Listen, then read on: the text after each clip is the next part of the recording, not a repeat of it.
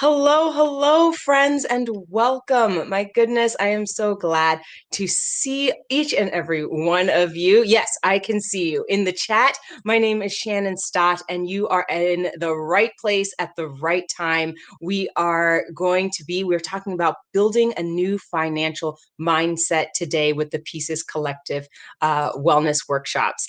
By a show of hellos and where you're from, where you're joining us from, if you could look over to the side on the right hand side of your screen, you should find there the chat, and I would love just to see who you are. Just let me know where you're signing in from, where you are, what time is it in your time zone. Something about yourself, a hello, and I would love just to get to know you from there. The chat is where you can definitely speak to me. You can also use the Q&A, and it is a place for you to use and speak to the panelists today. So thank you so much. Hi, Ikrama. It's great to have you here, Ikrama. Nice to have all of you here from Maryland and Long Beach. Thank you so much for being here. This is great from New York. Hello, Sam. How are you? I'm glad that you could join us.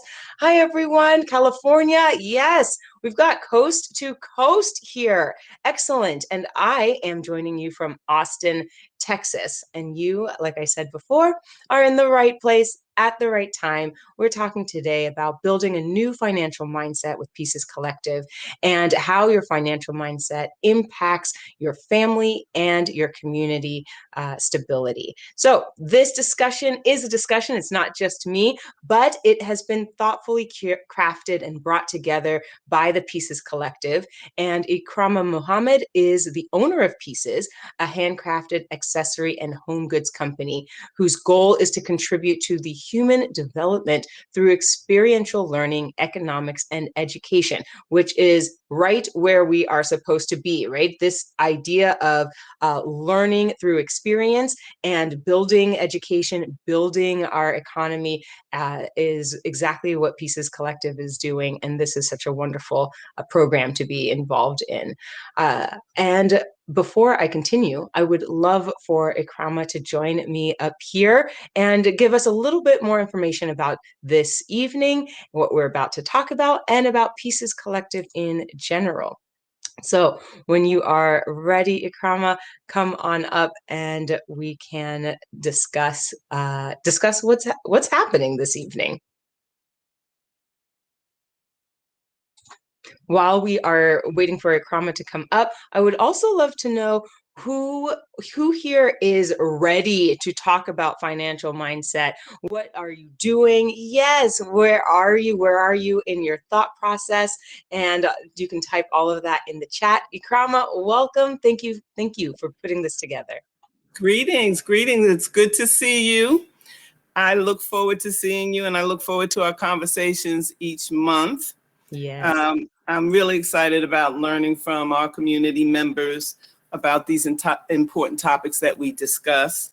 I'd just like to take a few minutes to share information with you about the Wisdom, Wellness, and Wealth Talks and what they're about. So they're hosted by the Pieces Collective, and the Pieces Collective is a nonprofit 501c3 organization, and we're made up of makers who want to make a difference in their community through art and creativity, and they donate a portion of their proceeds to host and sponsor events like this. And also, as you saw, if you saw in our video, the upcoming TPC Juneteenth 5K. So there'll be more about that to come.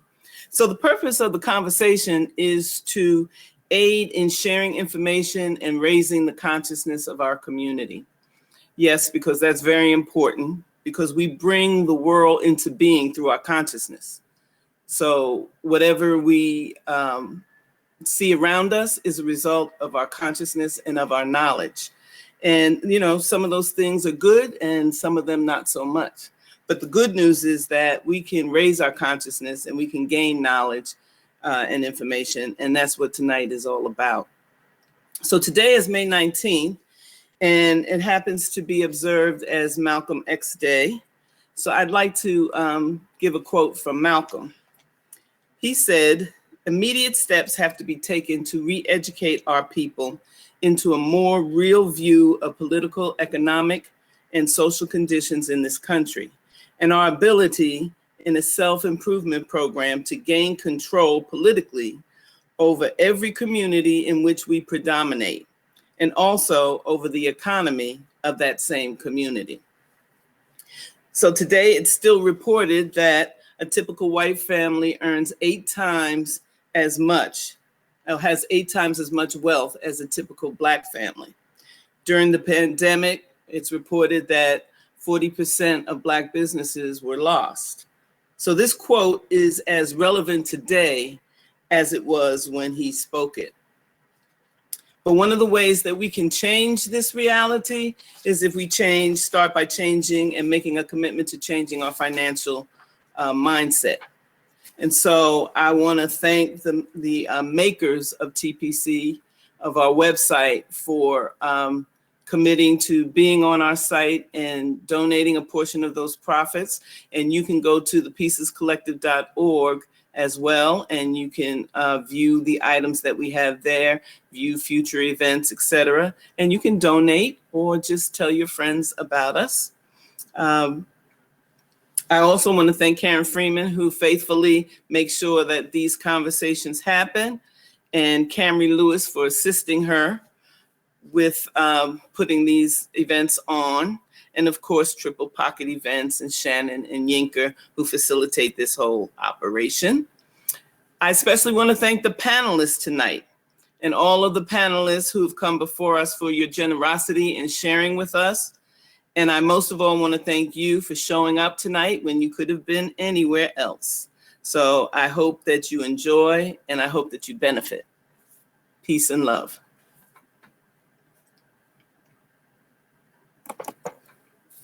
Thank you, Ikrama. Thank you so much. We are very happy to be here and very happy to be a part of this discussion. And as Ikrama said, this is a conversation. It's not just me, it's not just her. There's lots of people behind the scenes making this happen. But more importantly, there are people coming up to help facilitate, to have this conversation with you and with each other so that we can gain the knowledge that we need to make our lives more sustainable financially. Yes.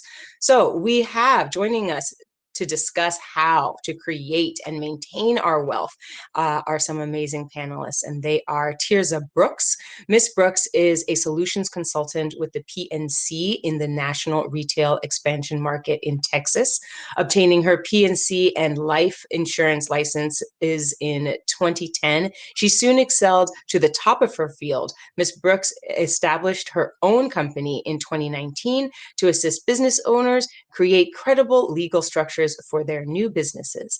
She also helps establish and build businesses credit to help new businesses become bankable as they mature and grow. Ms. Brooks is truly invested in the financial wellness of her consumer and business clients. Please welcome Ms. Brooks. As they get up here, we are also glad to have Deborah Brown. Ms. Brown worked for Verizon, one of the largest telecommunications companies in California, for over 35 years.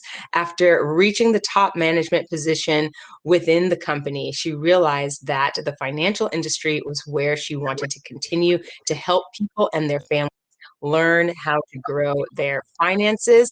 Thank you so much for being here, Ms. Brown. It's good to see you. And we have one more person joining us this evening, and that is Earl Fambro. Growing up in the projects in the South Bronx in the 1980s to a single mom, Earl Fambro is no stranger to the struggle. After partnering with the company Nove, a financial consulting and training company, and utilizing the education and and services provided. He and his wife were able to purchase their first home in 2016. That milestone led to Earl becoming a full-time affiliate with the company, helping to spread the word of financial education, inspiration, and opportunity throughout his community and the nation. Earl is a proud dad, husband, and servant leader. Thank you so much for being with us, Earl, joining us here today. So, we have these wonderful people here, and I want you, the people that are watching, to answer this question first before we get into the questions that I have for the panelists. This is a big question, and I'm sure you've thought about it very, very many times. So put in the chat, if you were to win the lottery, if you were to win the lottery, what are the first three things you would do?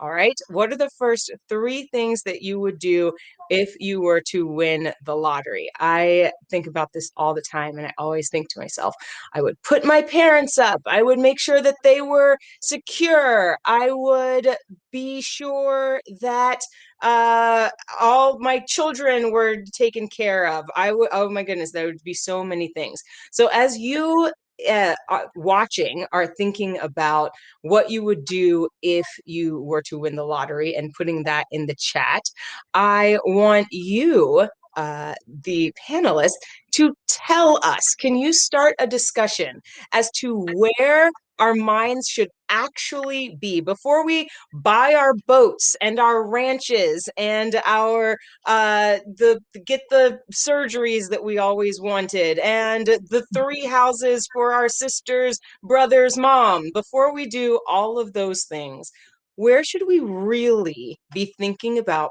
putting money into our lives? I would like to go ahead and hi, this is Deborah Brown. Hi, The Deborah. first place of knowing what I know now would be first take a moment and realize, hey, I just hit the lottery. Now you need to go find a financial advisor. You do not want to just start off and just start spending. You and just kind of think about how you want to spend that money. You have an opportunity to have that money to grow for you and your future generation. So that would be the first thing I would do. That's very important. You don't want to just go and buy the boat right away, the cars, the toys, all that. Just take a moment and go get a solid financial advisor, somebody that can tell you what's the best way to do it, to use that money. Yes, yes. I agree with Deborah. I wholeheartedly agree with Deborah, because you're going to need someone to help guide you, because this is probably the most money you've had all at once in your lifetime. And so to not go out and, buy your home first or buy your dream car or your boat, and just to make sure you have a game plan for that money.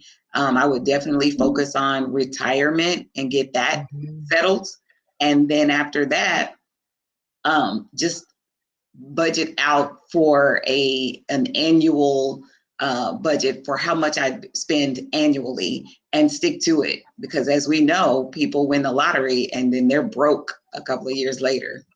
Yes, absolutely. We have some really good just ideas as to what they would do, as to what people would do. Hire a financial consultant. Great. People are already there. Take care of my children and grandchildren.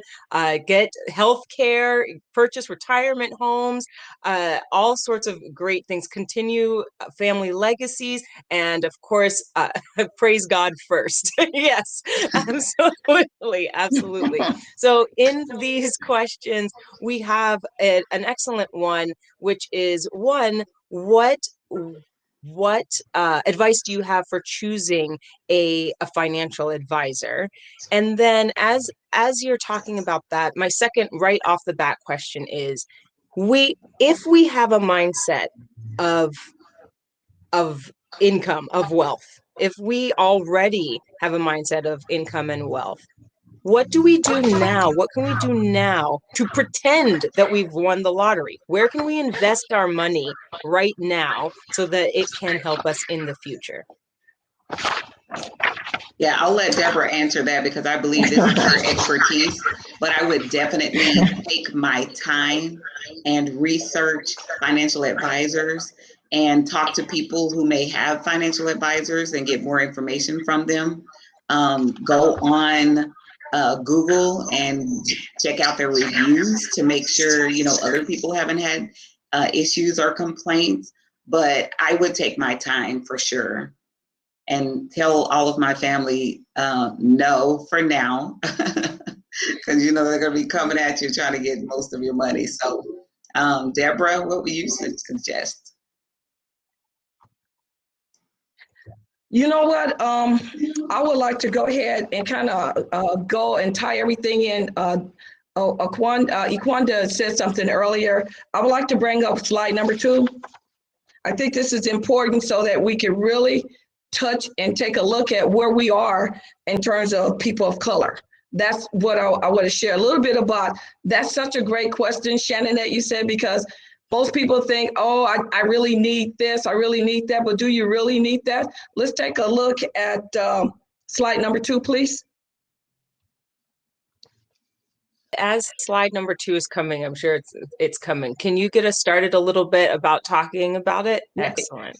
Here. Absolutely. Absolutely. Let's take a look at, people like Teresa said, what she would do is think about retirement.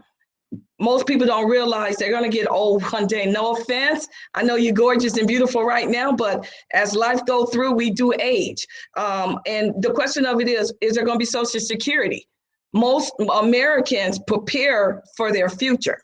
And this is a pretty neat slide where it shows that basically the people of color are suffering a deficiency. So in terms of where you want to put some of your money, let's take a look at being prepared for retirement. That's totally important. The green represent non-Caucasians, and the yellow represent the Caucasians are that growth. So as you can see, people in their age between 25 and 64, the non-white, we're at a deficiency. It's like twice the amount that people look at to save. If you look at either further down that chart, 55 to 64, wow. So if you're going to get a nice chunk of change, this is where you want to go ahead and invest that money. Because if by you investing that money, you can procure your future and your future generations as well. It'd be nice for someone to leave me a nice inheritance behind that gives me an opportunity to move forward in life. And most people are preparing for it. Why aren't we? Why aren't we preparing for it? So yeah, that's a great way. I would think about putting your money in a retirement plan. Not all of it, but some of it, so that you can secure your future. Thank you. I'm wondering, so for people who are out there thinking about who are, what do you call it? You have this slide, who are visual thinkers. Here's a question for both of you. As a metaphor, right? As a metaphor, what metaphor would you describe money as? For instance, is it a gem? Is it something that you have to hold tight and you don't share it with anyone and you just sit on it forever? Is it a seed? Do you plant it and it grows and whatnot? How would you describe money so that people can understand, like when they're looking at it, how to think about it? That's a great question, Shannon. Really, that's a mind teaser. It's a great question, but money is a gem, but it should be used for growth. So it's kind of like planting seeds, and the harvest will come.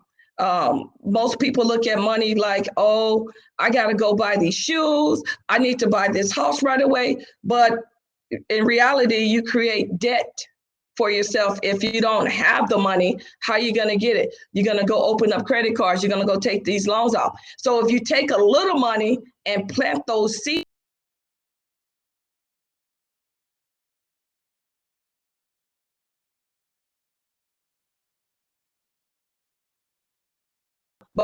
to grow and develop and create wealth for yourself and the future generation, as well as society. Money can afford you to do things for people and your society that you wouldn't be able to do if you didn't have it. You know, you can open up that home health care. You can open up this daycare for kids. You can open up different opportunities for people. So money is twofold to that question, Shannon. Okay. Yeah, and I agree as well. And it is definitely a seed, because if you plant it in the right places, it will definitely grow. And I heard someone recently talk about retirement and how much you would actually need for retirement. And the average amount is nearly $3 million when you retire. And that's from the age of 65 to 85. And so retirement is the most important thing that you need to focus on, as well as incorporate into your budget, and talk about with your spouse or your loved one what you both need. Talk to a financial advisor and get some good information. If you have a 401k at your job, IRAs, focus on retirement, because those things that you think you need now is probably not going to matter in however many years it's going to take for you to retire. You both are talking, you've hit on it, retirement, and what you're talking about, it doesn't seem like a long time away, or rather it does seem like a long time away, right? But it's shorter than we think, retirement. Can you talk about creating wealth not only for your retirement, your future, your immediate future, but also creating generational wealth? How is that accomplished? Can you just talk to us about that? I'll take that question. I like that question. Can you bring up slide number 3, please? And while she brings that up, let's take a look at how to create generational wealth. Most people don't really know that there's quite a few establishment was built on basic insurance. And by the way, there's over 17 different types of insurance. So it can range anywhere from 7 to 17 different types. But most people don't realize that when you go to JCPenney's, JCPenney was built on life insurance. They cashed in a policy to create a business. You still go to everyone.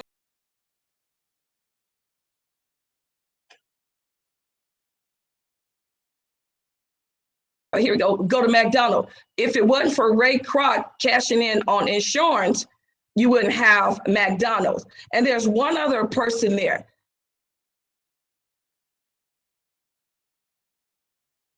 Disney was the one that created Disneyland.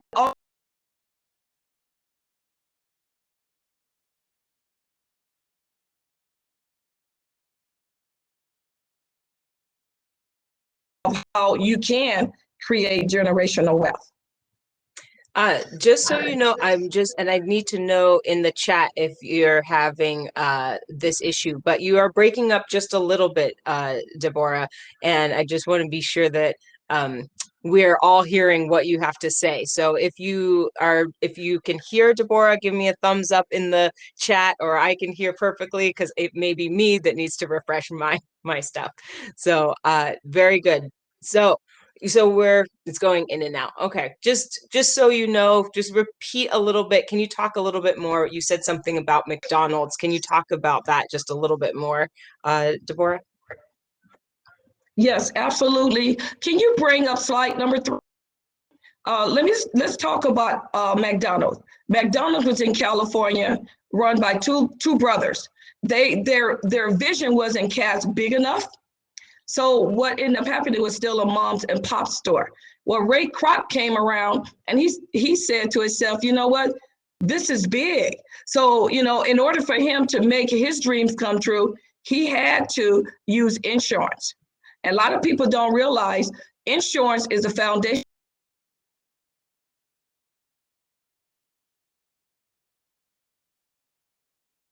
Foundational freedom. Based on having that being said, every one of us still go to JCPenney's. That was built on insurance.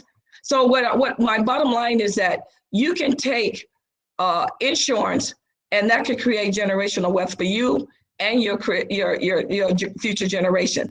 Not to mention, what it can do in terms of expanding and doing some of the things you have dreamt about or have goals for your future, and you don't know how to get there.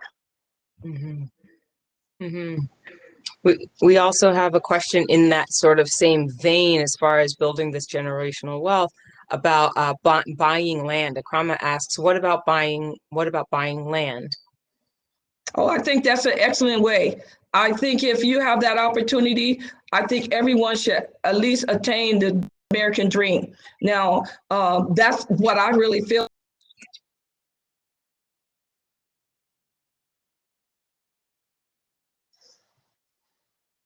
If a developer is going to come up and use your land, and wow, here you go as becoming a multimillionaire. Because when developers come in, they make things really big. So I think that's a great idea. That's a great way to create generational wealth as well, because you can pass that on down to the next generation.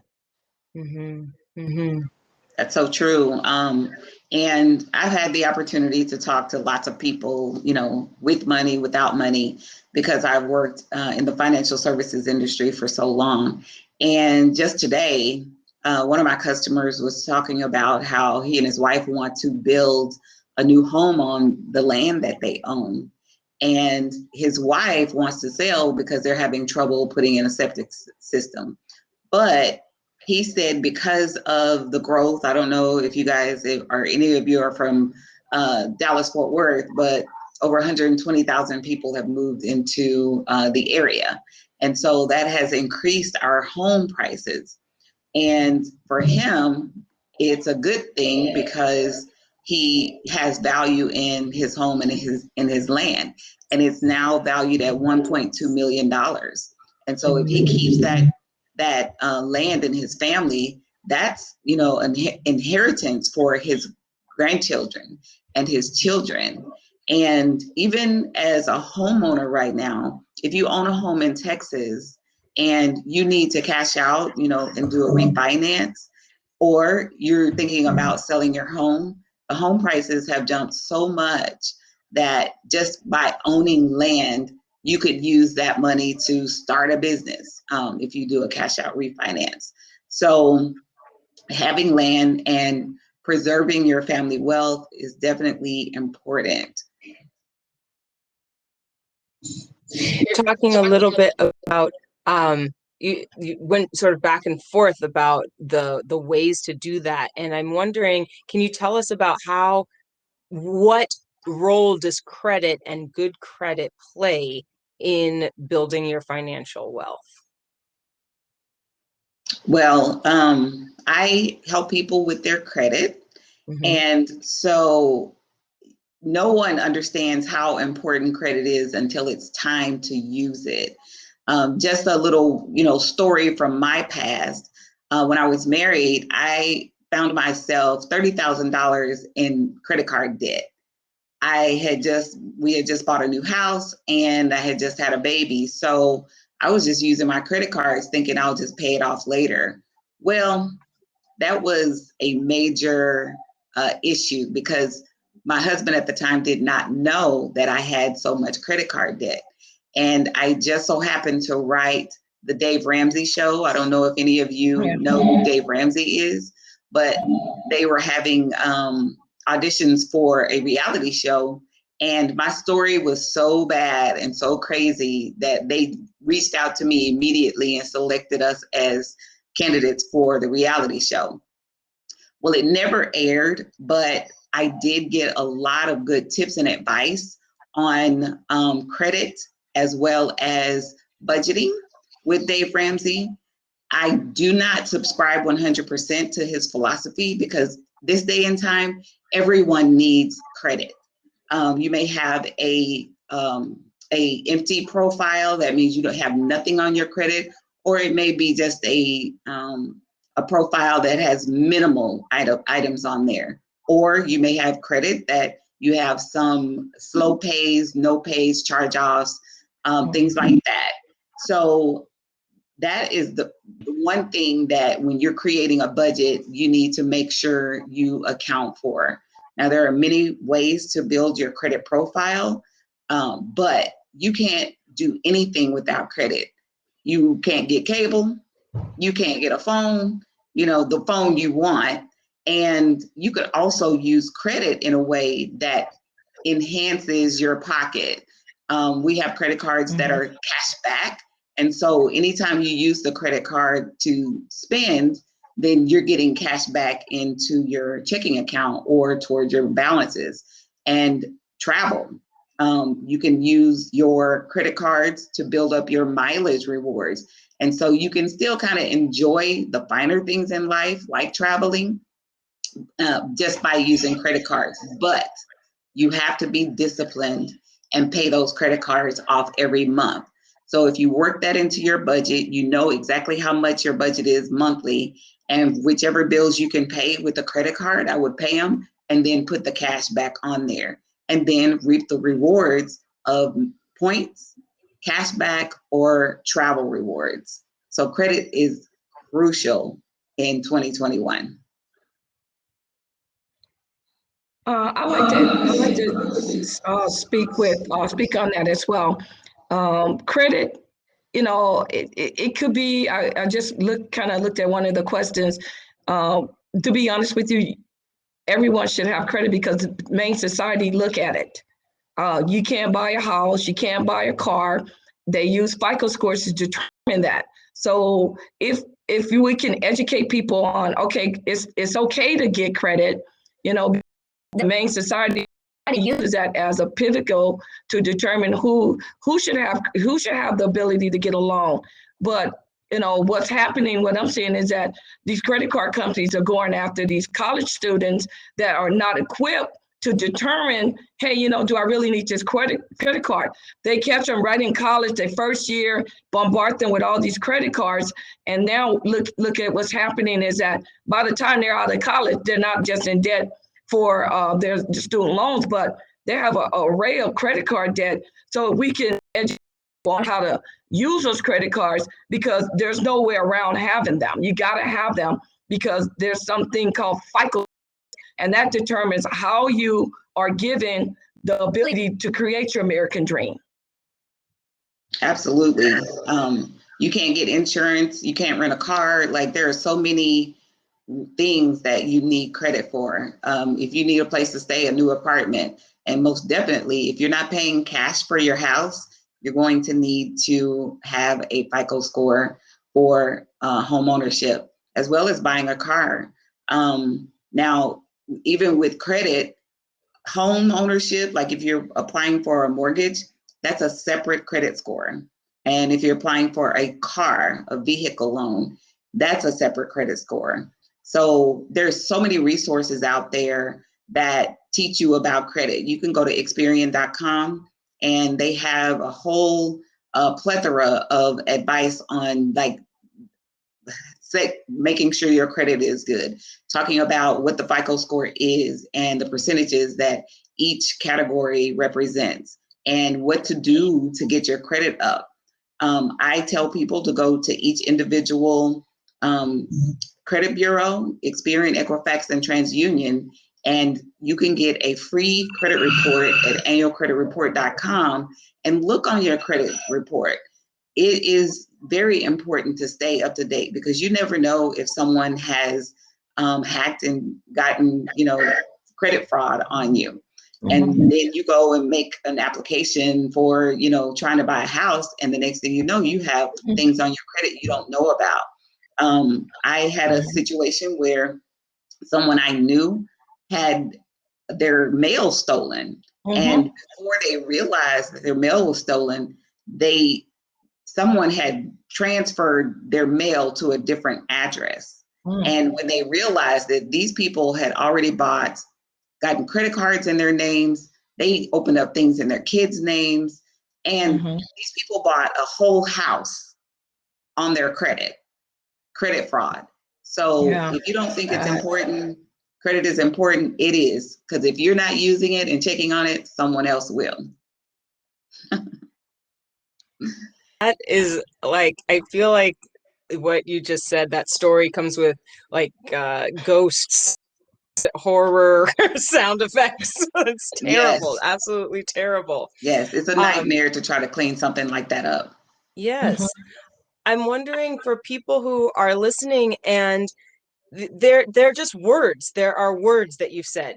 FICA, credit score, like just things, and you said that there are opportunities for people to learn about their financial literacy. Can both of you talk about the the advice that you would give these people who feel embarrassed about not knowing what these things mean? So developing your individual financial literacy and your discipline on figuring out what these mean. Where are the resources, and how do they get over feeling inadequate in these spaces? Do you want to take it? No, go ahead, Deborah.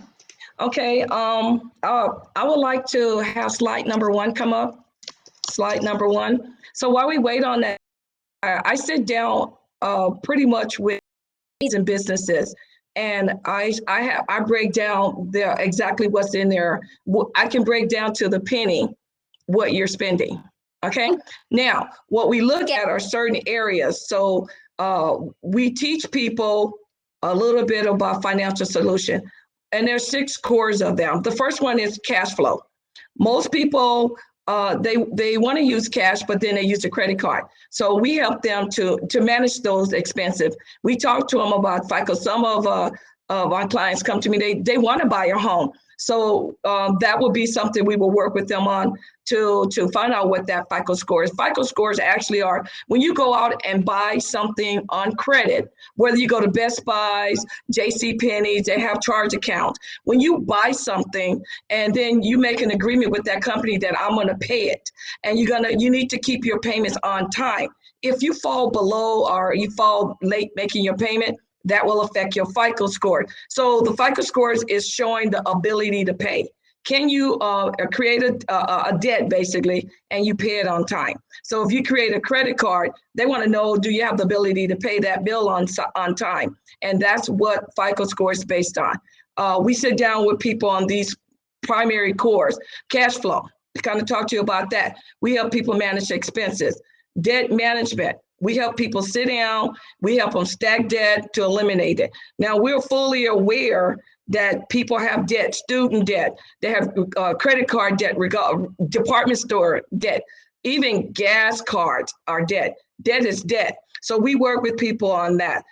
Emergency fund, we got taught a really good lesson last year. When that pandemic hit us, we weren't prepared for that. Over 48 million people had to apply for unemployment. That's the highest numbers ever been since the Great Depression. So we recommend you should at least have 12 months of reserve at the very minimum, because you never know some unexpected event is going to happen, whether your car engine goes out or whether the pandemic hit again. Are you prepared? We also talk about proper protection. Most people don't realize what proper protection is. So let me tell you what that is. Proper protection is protecting that income that you make. Now, say for instance, every one of us have a cell phone. You got insurance on that cell phone. You got mortgage insurance. You got insurance on your automobile. You got insurance on everything. But most people don't have that insurance on themselves. So, and then quick example, you have a husband, wife. Wife stays home with the kids. Husband goes to work, never comes home. What happens to the wife? If you don't have proper protection, she's gonna uproot those kids. She gotta find somewhere else to live. It can be devastating. And we also talk about building wealth. We help people to outpace inflation. Everybody's gonna have to pay their taxes. You got to pay your fair share, but just make sure you're paying your fair share. So we offer professional management. And we sit down with individuals and we map it out for them. If you don't have a map to go somewhere, how are you going to get there? But the biggest thing is protecting your wealth. People could get inheritance and they don't know what to do with it. So they just put it in a bank. The bank really only gives you less than 0.25%. There's vehicles out there can help that money to grow. I always ask my clients, here's the deal. Do you want to leave behind a legacy? Or do you want to leave behind liability? It's your choice. It's your choice. That was good, Deborah. And another thing about credit is When you don't have credit or when your credit is not good, you pay more for everything. So that's another way that you can help improve your budgeting, is making sure your credit is good so that you can save money on your monthly expenses. It's very important. Now, I think Earl was like the one that was going to be talking about credit. So I'd like to hear more from you, Earl. Welcome back. Hey, we're happy to be here. Can you hear me? Yes. Oh man. Okay. Awesome. Awesome. Oh great. We had difficulties, but I'm glad you guys can hear me. All right. Yeah, credit is definitely vital. You know, I tell a lot of my own clients today that if you are, you know, my hot scores of 400, they're not, you know, and even on the other, you know, reverse side of that, if you're like Freddy Krueger, you know, but your credit scores, they're going to treat you with a lot more. So you definitely want to polish your credit score. And, you know, credit is very important, you know, of your financial future. You know, it really does, in a nutshell, show you your habits. Okay. Often exercise. You can see if a person works out 5 to 6 days a week. You can just look at their habits.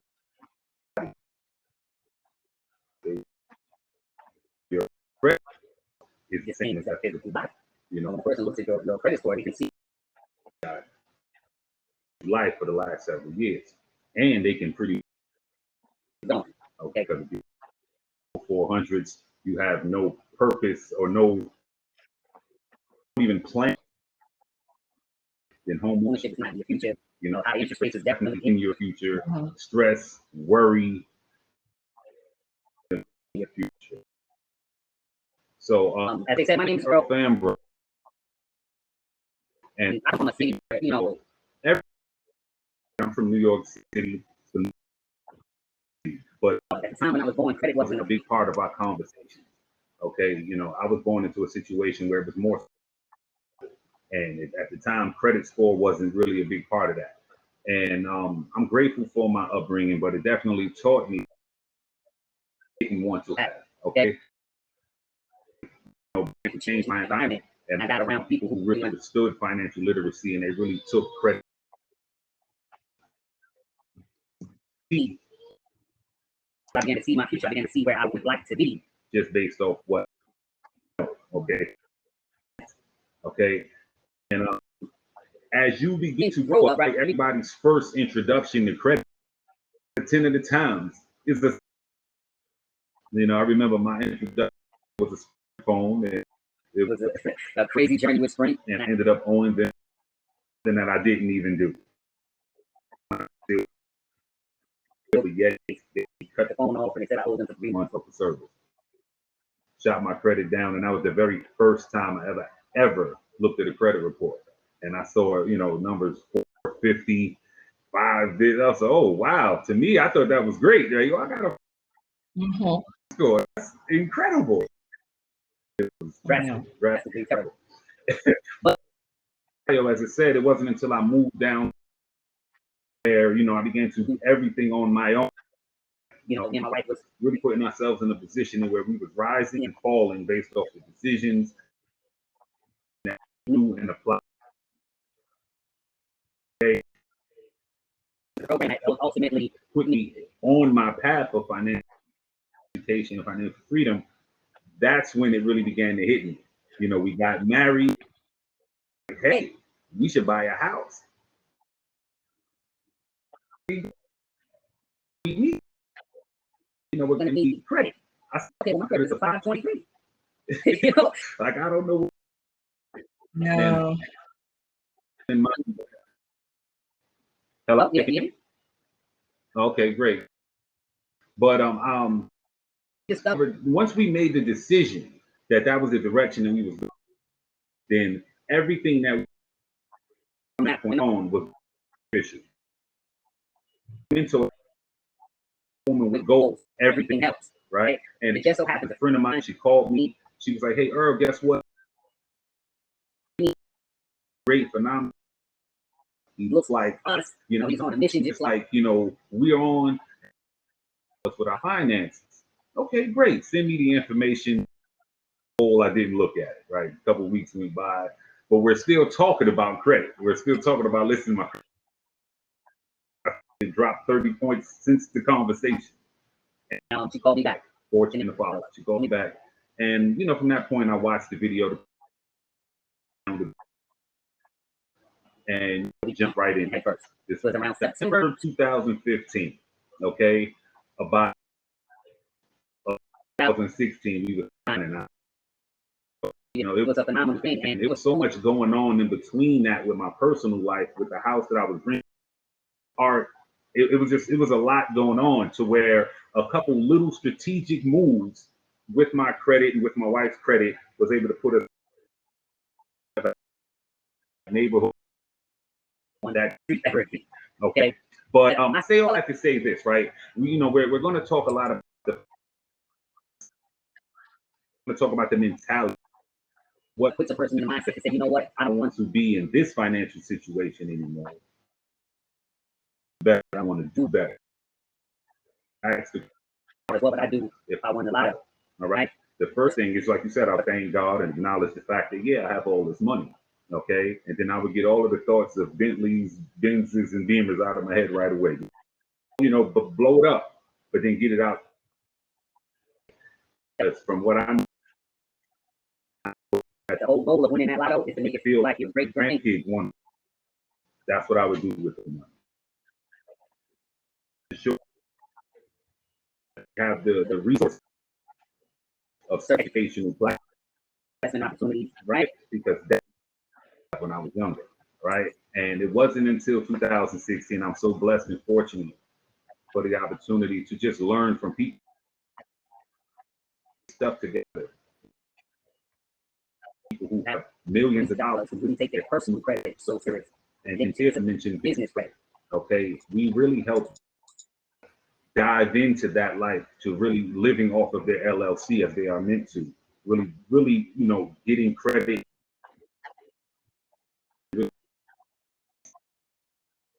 with their business. You know, so that was another phenomenal nugget that I learned. All right. And it's the importance of credit, right? You got to understand something like 18 to 60, right? Half a percent of black people, you know, own the nation's wealth, right? Half of 1% of black people. Well, we are in community.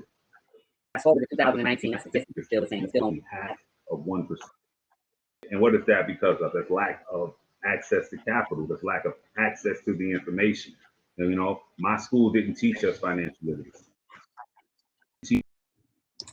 Didn't teach us credit. My first was a cell phone, and I was already graduated high school at that point. So that should tell you a whole lot. Now we can really get into some numbers. We can get into factors that affect your credit, but I didn't want to personally come on and give you a presentation about credit. Okay, I really just wanted to get you to understand where your head should be. And bringing home the homeownership, business ownership, time ownership. Okay, there are really 5 factors that are the gaining and building wealth. You know, one of those I mentioned was access to capital, having access to wealth.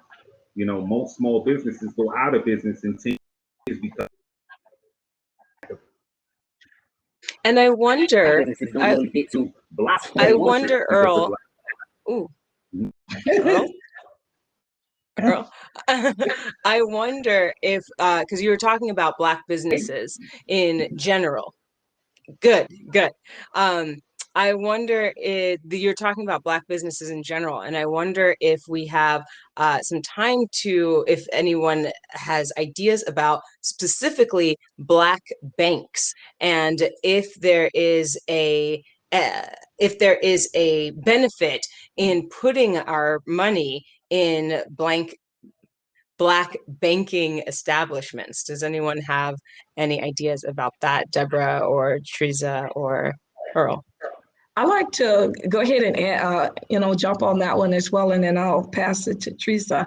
Back in time, we had quite a few black banks. I lived in Compton, which is in California, and it was very prideful to be able to go to a black bank and see everybody there that looked like you, and they were offering the same process. And with those black banks, that was able to give people an opportunity to put their dollars there.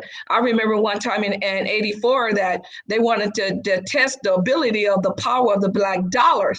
So what they ended up doing, they said, hey, you know what? On these particular days, we're going to use $2 bills and Sue B. Anthony coins. And that particular 2 days that they used that, it was over $100 million of black dollars that the kind of like, these people have money. We better not ignore this group of people, because $100 million in 2 days, that's right there. That tells a story. That tells a big story. We're here. We're not going anywhere. We need to make a decision that we want to change the future. It comes down to a decision. And in order to get that decision, this should be taught, financial education should be taught in high school, junior high school, because you don't get it in college. These are the real tangibles of life. This is what really affect what you're going to do in life, and they don't teach it to you in college. I know I have a degree. I didn't use it I haven't seen any of it in finances, what I'm in the real world doing. I work for Verizon. They didn't show it. I got it because it's only looking out and seeking the knowledge. We need to educate people on what's out there, what's available, and how to make that money grow. Because otherwise, you're going to always be tied and struggling trying to pay a credit card off that's constantly revolving every month with a higher interest rate. 29%. I've seen 30% hard money interest rate. How are you going to get from underneath that if you don't have someone to teach you how to get from underneath that? I'll pass it on to you. Yeah, for us in Texas, we have a black bank called One United, and they have expanded their network. Wells Fargo is allowing their customers to use their debit cards at their ATMs for free. So what that does, it expands their ability to gain customers, because it's really hard to, have a smaller bank and not have access to your money. So that's a really great partnership. And, kudos to Wells Fargo for giving back to black banks. There are several black banks on the virtual banking side. So they don't have any, storefronts or brick and mortar, but they are black banks. And now the benefits of banking at a black bank is, of course, we're supporting our own. And it is time that we start doing that, and on a broader scale. And by supporting our black banks, then they're going to be able to offer us more services and products on their end. So if you don't have a black bank, I say let's set a goal by the end of 2021 that we all have a portion of our money, if not all of it, in black banks before the end of the year. Yeah, that's exactly right. Because there's pride in ownership. It's a quote that says, what's understood is explained. Going to a black bank with a black problem and not a black solution, then they understand. Filter through bank. Right? I think that's what we're all looking for. Just a little empathy and a little opportunity. That's really it. Incredible. That's it. And plus, they can relate to us. Just on that same.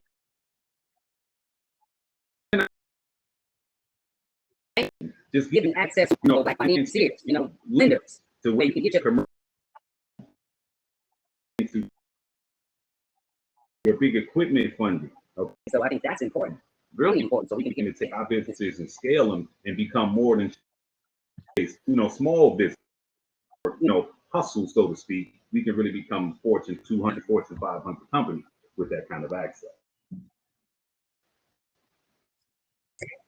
There's a question here that Ikrama has, if people are struggling to make ends meet, what are some tips for them to save money? Other communities have used collective models to grow individually and collectively. Are there any examples of things like this in the Black community? As we're talking about Black banking, I wonder if there are examples of these. Good question, Ikrama. Yes. Yeah, well, I've heard of the susus, and they got really popular towards last year and the beginning of this year. But for some reason, our community has a problem with growing those. I have African friends, and they have no problem growing their susus. I don't know what the difference is. I know there are some differences in collective saving, but between the African community and the African American community and how we do it, it would be really great to be able to create those and those be successful, because they can be really great for us to, help each other start businesses. On a single or family note, budgeting is definitely a way to help your money grow. If you're not telling your money where to go, literally on a daily basis, then it's going wherever it wants to. I know that, when I have cash in my wallet, or even my debit card, I'm just swiping away or giving out the cash, and it's gone before I know it. So you literally have to sit down and set a budget at the beginning of every month or whenever your pay period is coming up. And you have to have goals for your money and know where you're spending your money. I don't know if any of you have heard of the 50-30-20 rule, but basically the 50% of your budget should be allocated towards no more than your half of your income. So 50% of your income needs to go towards your living expenses and your regular expenses that you have. And then 30% can go towards wants. So 50% towards needs, 30% towards wants. And then at least 20% of your income needs to go on savings and or debt repayment. So of course, the more debt you have to pay back, the less money you have that goes into savings. So I would use the Snowball Method to pay off my debt faster. Basically, what you're doing is you're paying the smaller debts first, and you're seeing wins when you pay the smaller debts. You're getting those out of the way. And then you can apply that money towards the next smallest debt. A lot of people like to focus on the larger debts first, but it takes a longer time to get to that win to really feel like you're making progress with your budget and your debt. So the 50-30-20 rule is a base plan to go by. And if you look in the handouts, I have a budget worksheet for everyone. You can download that and look over it. And if you have any questions about it, definitely feel free to reach out to me personally. That's awesome. I would like to also add on there. I know she said if you got a family struggling to make ends meet, and we deal with everyone. Our business is No Family Left Behind. But you can have a single mother want a better future for their kids. They can put away $50 a week, $50, $25. They can put away, if a family will put away, a family or a single mom will put away $50 a week. That's over $200 a month. And at the end of the year, that's $2,400 that just put to aside. It comes back to being disciplined and trying to figure out, hey, you know what? I can do this. It's making that decision. I know a lot of people, when I sit down with them, they have over 100, 200. I've seen a Starbucks monthly bill $400 or $500. How about making your own coffee? How about packing your own lunch? How about bringing out those red beans and rice? How about making spaghetti and take that money that you would go out and eat on and put that to the side? So there's a will, there's a way. And I strongly believe that. And I truly concur with you as well.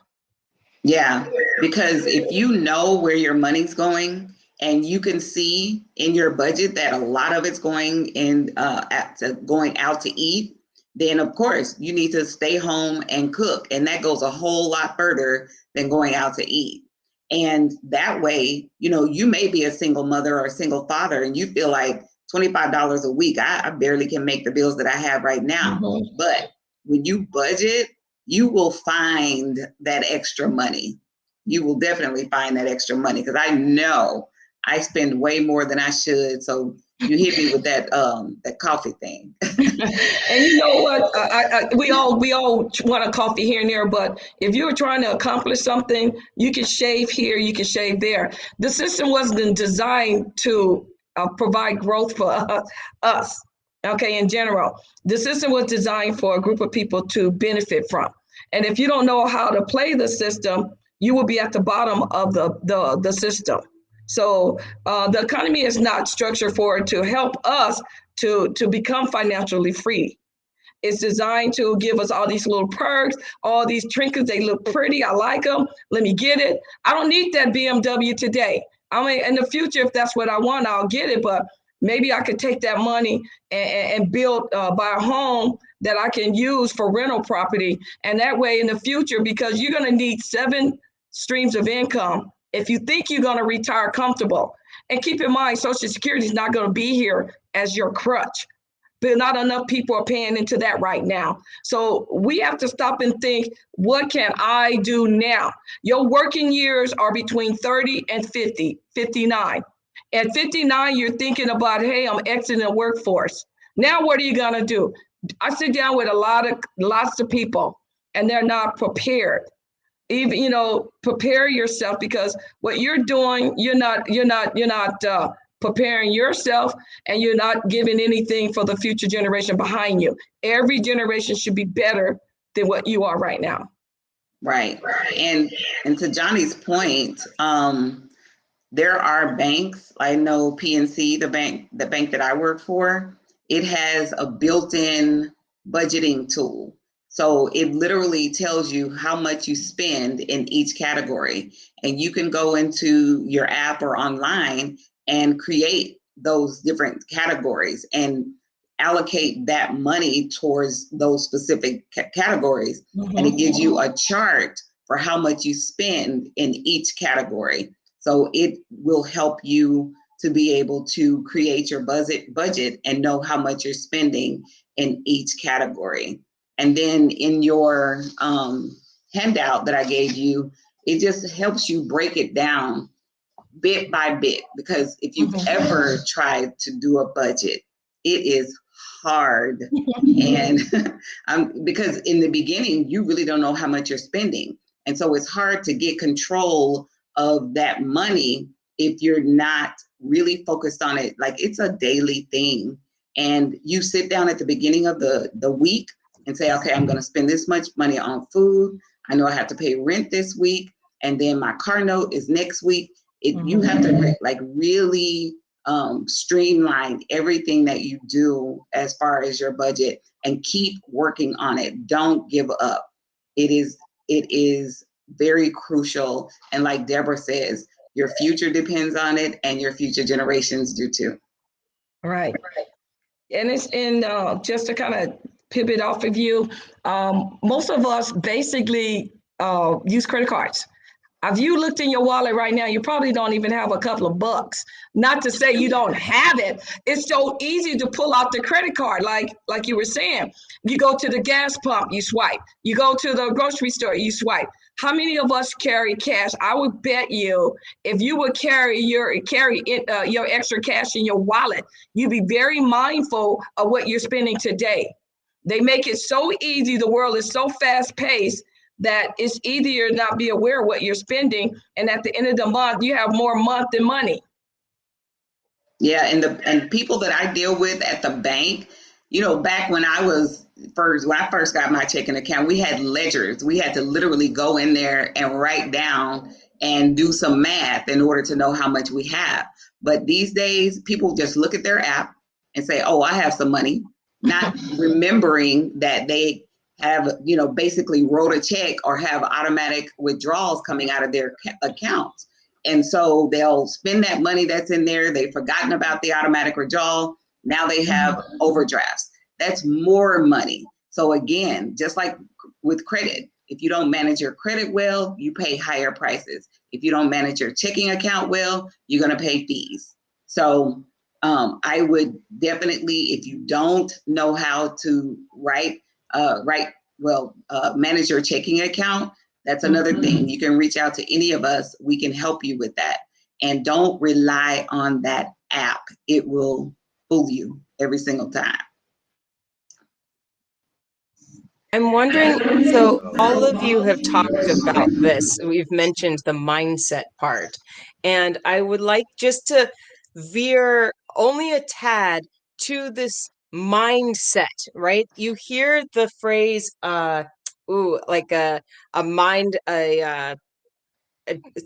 there's tons of phrases out there, but this idea of like a mindset of lack, or if you're coming from this place of lack, then you'll never make money. But is that even a place where we should be thinking? Should we be putting our thoughts in, oh, if I think money will come? Is that something real? I like that, but it's so true. You can make.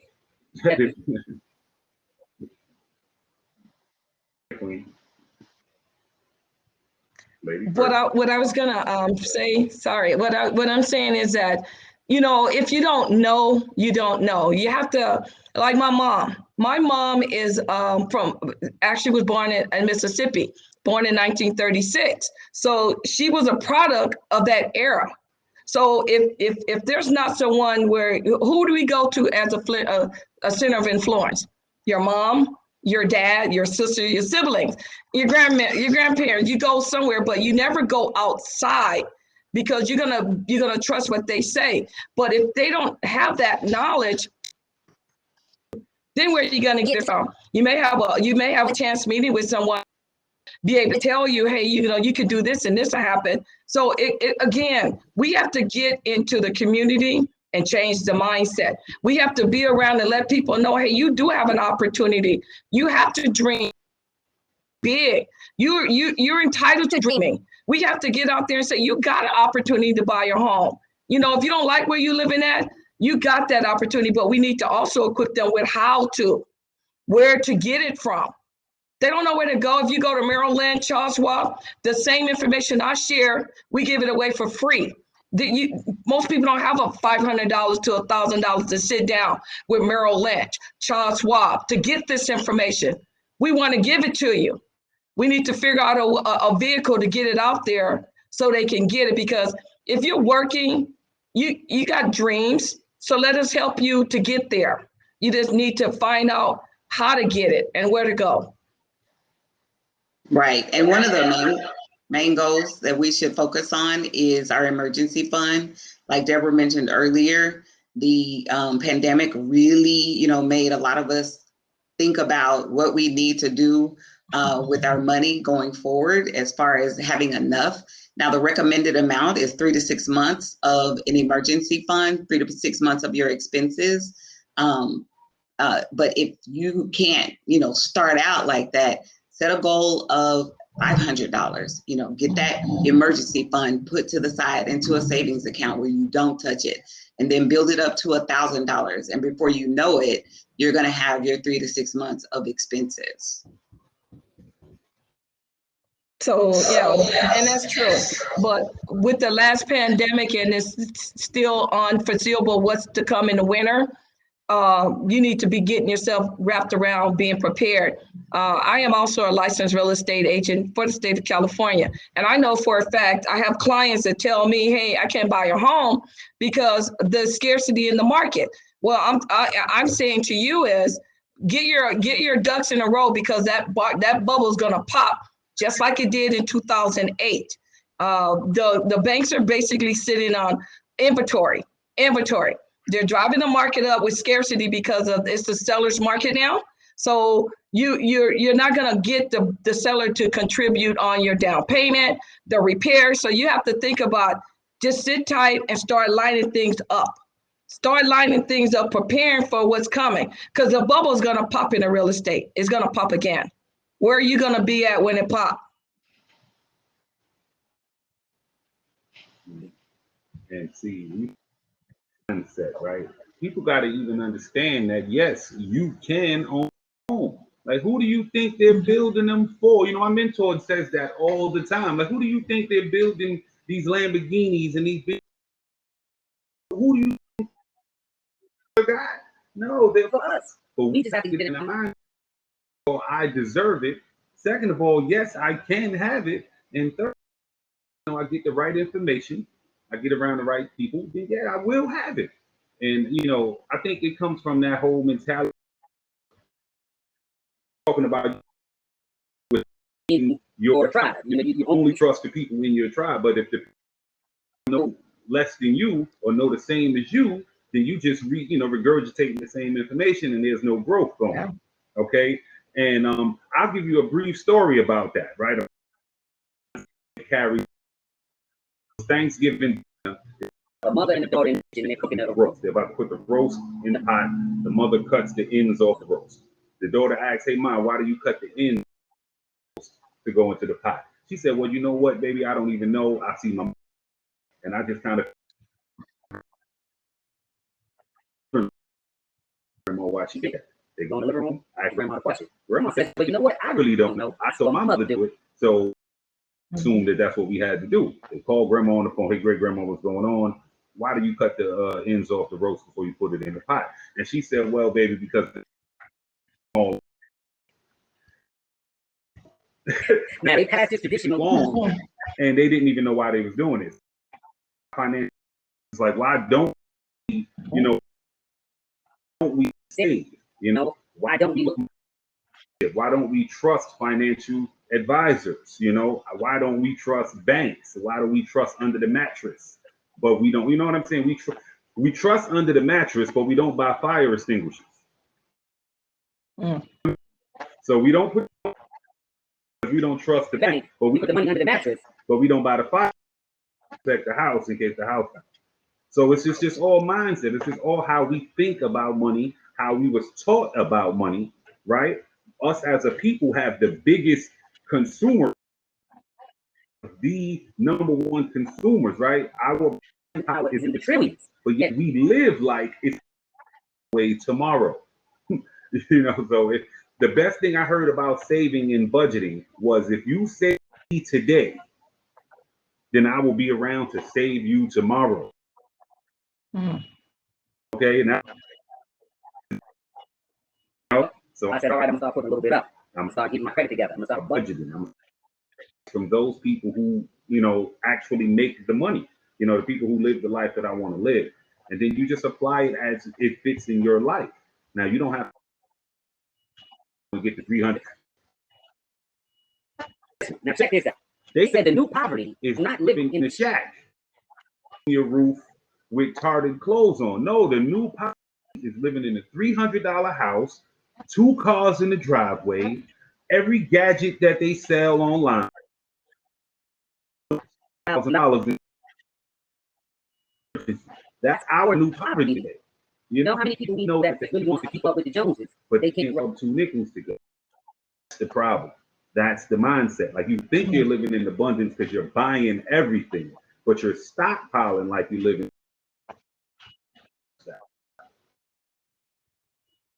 That's something that we really need to get to. I agree on that, and I totally agree, because I sit down with our people, and I'm going through the financial report with them, an analysis that we do for free as complimentary, and they'll say, "Well, I don't want to tell you," or they won't be truthful. You have to be truthful. If you ever sit down with a financial planner or someone a coach, and they're asking you these questions, don't be so private if you want help. And it goes back to the mindset, well, I don't want her knowing all my business. I don't think I want to share that. But if we don't discuss it, how are you going to change your position? where you are, because there may be something I can tell you that it might just require a slight tweak that can change your future and your family's future. And we don't recommend putting all your money into the market, by the way, because the market is way too unpredictable. Go up and go down. And if you're 50, you can't afford to lose that money and regain it, something that took you over 30 years to get back. There's vehicles out there that you can put your money in, and that money is called a principal protection that protects that principal, so you can grow that money and you don't lose in it because they have floors of like a safety net. So all it does is just grow. It again goes back to understanding and educating. There's groups of people I've seen that will live as a community. They will all put their money together, and then when it's time, when that money is built up, they'll help that person and one of the persons in that family buy a house. They call it a little bucket. Pass the bucket of the cookie jar. Everybody put that money in. And then when that money is at a certain point, it's given to that person, and that person take that money and go buy a home. And it starts all over again. Why we can't do that? That's something is very, very minimal. But it goes back to the core of being educated, saying, hey, if we put our money together, this family, and we have a focus to a future, everybody put this money in. So when it's time, all right, Earl, here's the pot for you. You go buy that home, you go buy that land. And then Earl, you go back and contribute back to that pot. So when it's time for Shannon, here's Shannon, this pot is for you now. That's a very, very minimal, basic idea, but you got to put it in practice to make it work. Right, Deborah, and I think that is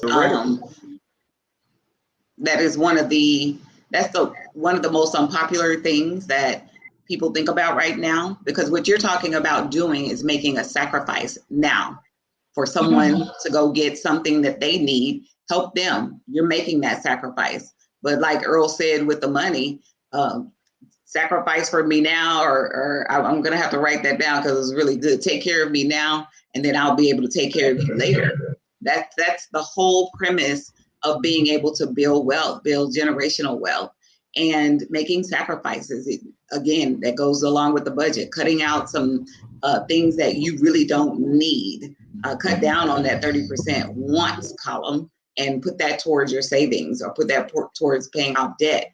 And then also making the sacrifices as far as getting a second job. That may be what you need to get over that hump, or selling some things. You may not be able to afford that designer purse right now, or those designer shoes. Make sacrifices now, especially if you're young.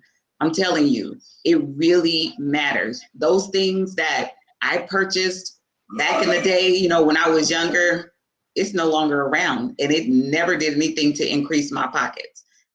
Sell some stuff, get that out of your apartment, out of your house. And there's so many avenues to sell things these days. Sell some furniture that you don't need, that's just sitting in storage. So definitely make that sacrifice, and make the sacrifice for your family member. They can get businesses. Like Deborah said, they can put down a down payment on a house. And maybe all of y'all need to live in the same house for a minute. We know other cultures do that, and they do very well with it. So we do need to change our mindset on our money, our finances, on what we can do to help each other build and grow as a community. Friends and family. On that note, we're going to wrap up here, but it's not over. So the exciting part about this is that if you're watching, you get to go back. We're going to go back to, if you were at the very beginning, you were at little tables and whatnot, and Deborah and Triza and Earl are going to be there so that you can approach them and talk to them as a group. If you can sit at a table with them, you can talk to them and really ask them the questions that either I wasn't able to ask or that they weren't able to answer. And before we go, I just want to say thank you so much to the Pieces Collective. Thank you, Karen. Thank you, Akrama. I hope that and thank you obviously to everyone on the panel. I hope that you really have been inspired to take your next steps in financial wellness and changing your mindset so that you can be successful financially. This is what I do want to say, though. If you have enjoyed this conversation, Pieces Collective is doing so many more of these. On Wednesday, June 16th, we have Why Fathers Matter, and a passing on of the legacy of leadership. And then on the 19th, June 19th and 20th, we have the 5K. So the Pieces Collective Juneteenth 5K Walk for Wellness is then. So please join us. Keep joining us for these things because we've got such amazing panelists, such amazing talks to be had. But for now, we are going to return to the conference room where you can talk to everyone. And I want to say thank you again to the panelists and thank you all who are in the chat for being here. We can't do these without you. My name is Shannon Stott, and we'll see you on the floor. Thank you, friends. Thank you.